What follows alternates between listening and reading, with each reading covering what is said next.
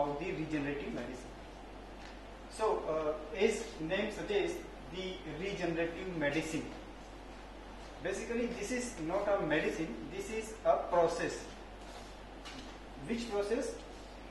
The process which can regenerate the degenerated organs, regenerated the organ which cannot work efficiently or sufficiently. So, the regenerative medicine generally it have the three components. So, what are the three components? One is the tissue engineering, second is the biomaterials, and third is the stem cell therapy. So, as I told that regenerative medicine is a process, and in this process, to achieve this process, we can use or we have to use three different things. One is the tissue engineering, second is the biomaterials, and third is the stem cell therapy. So let's talk about all of the three one by one. What is the tissue engineering? Engineering words means to make something, to design something. So in the tissue engineering, we design the tissue, we make the tissues. You have heard about the artificial kidney. You have heard about the artificial organs which are made by the scientists. So we can make the artificial tissues to regain the function of any tissue or totally grow a new tissue for the experimental purpose or for the treatment purpose. So one example I will give here of the airway. What is the airway? It is the air pipe of the animals, and the airway can be grown artificially, and it will facilitate the experiments of the drugs which do not rely on the animals itself. So when you grow the tissue, you can perform the specific experiment on that tissue. You will not need the whole animal. So how to grow the airway is an example, and the process of culturing the lung cells into the airway or air pipe is the ALI culture. So what is the ALI culture? It is the air liquid interface culture. Air liquid interface culture. So what we do in this case, we have some insert type of structure. Okay. So this is the structure. This is insert number 1, and this is the insert number 2. So we are going to culture the animal cells in lab. Okay. And we need some plates, some flask, etc. for growing the cells. So we use the insert. This structure is known as the insert, and we are going to culture the airway epithelial cells in this insert. So in this structure, the inner insert have the pores below, and we will coat a collagen gel here. This is the collagen in material. Okay, so this is again the biomaterial. Okay, this is the biomaterial, and here this is the membranous structure, and we will grow the epithelial cells here. These are the SAEC, small airway epithelial cells. So we will grow here, and we will put the media, culture media here, culture media, and here also.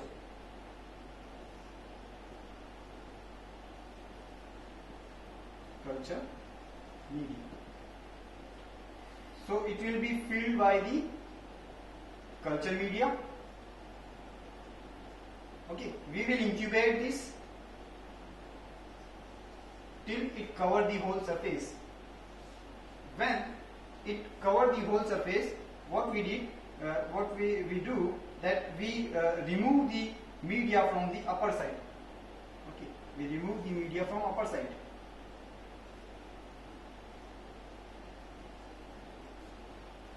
So what will be the condition now? This is the insert, this is the insert. Now media is here but not here.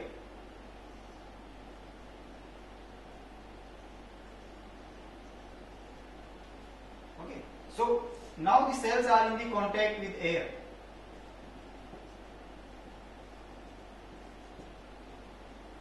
The contact of air induces the cilia in the cell, and it will convert in the air-like epithelial tissue.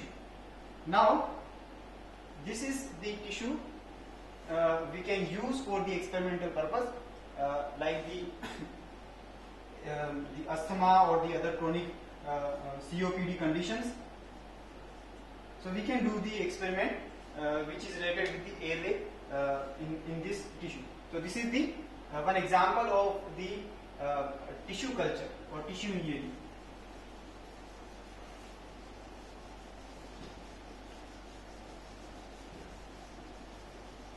Now, biomaterial. So what is the biomaterial? It is the material which can augment or increase or which can replace the function of our organs. Okay. So for example, the contact lenses,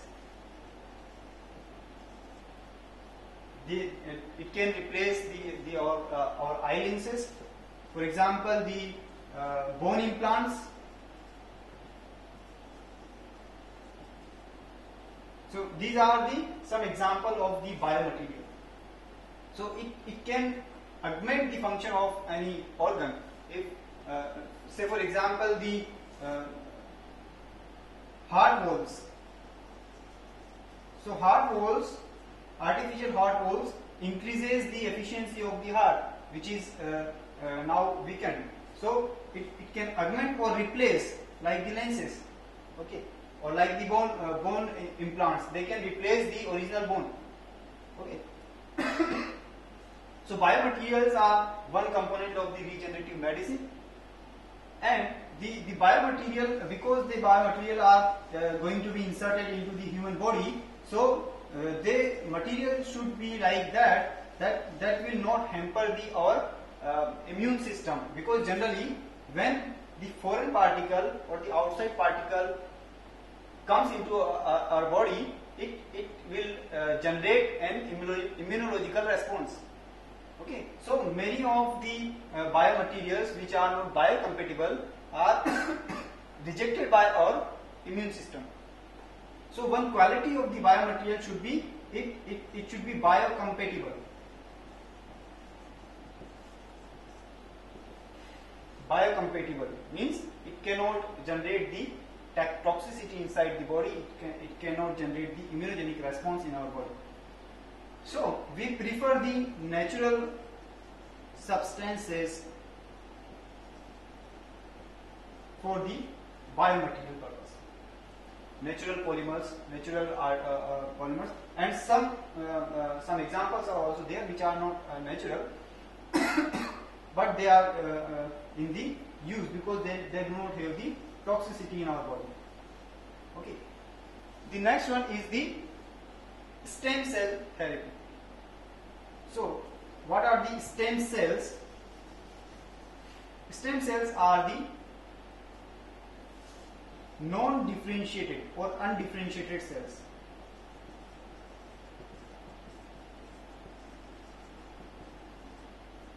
They are the undifferentiated cells which can differentiate into other body types of cells.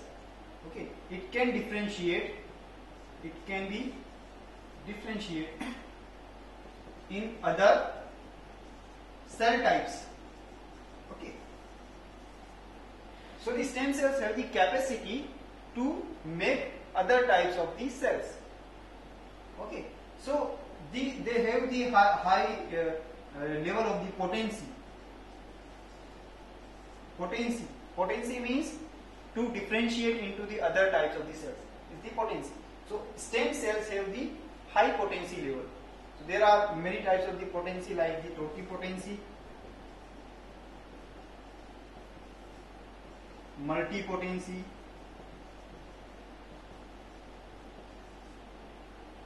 okay, then unipotency.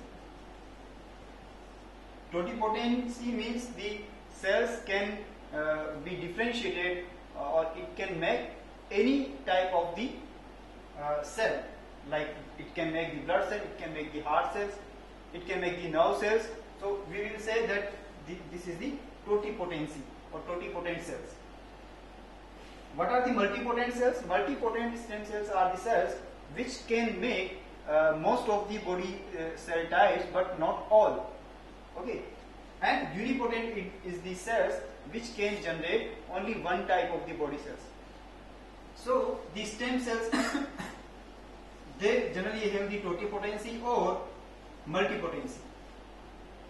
So it's okay that the stem cells are useful in the regenerative medicines, but what is the source from where we can get these stem cells? So there are three different sources from where you can get the stem cells. One is the embryo. So the cells will be known as the embryonic stem cells. Then mesenchymal tissue, and it will generate the mesenchymal stem cells. Then induced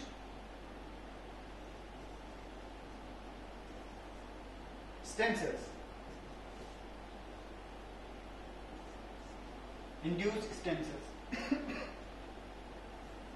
Embryonic stem cells, as the name suggests, that stem cells are isolated from the embryo. But the embryo, the isolation of the stem cells from the embryo have some ethical issues. So, what is the source, other sources of the embryonic stem cells? Is the amniotic fluid. Okay, so the amniotic fluid is the fluid which covers the embryo, and some cells from the embryo is released in the amniotic fluid. So we can isolate the amniotic cells from there. Okay, then mesenchymal stem cells, from where we can get the mesenchymal stem cells? There are two different sources. One is the bone marrow derived mesenchymal stem cells. So you can isolate the mesenchymal stem cells from the bone marrow. What is the bone marrow? It is the fluid which is found inside the long bones. Then cord derived mesenchymal stem cells. Cord means umbilical cord. So umbilical cord is generally cut at the time of the cesarean operation, and it is discarded as the waste material. So we can get the cells from that discarded material also. That will be known as the umbilical cord derived mesenchymal stem cells. And is induced stem cells. What are the induced stem cells? The normal cells. When we convert the normal cells using some chemical or some physiological conditions into the cells which can behave like the stem cell, known as the induced stem cells. Means you are inducing the normal cells to behave like these stem cells. So these are the all component of these regenerative medicines, tissue engineering, biomaterials, and the stem cell therapy. Okay, thank you.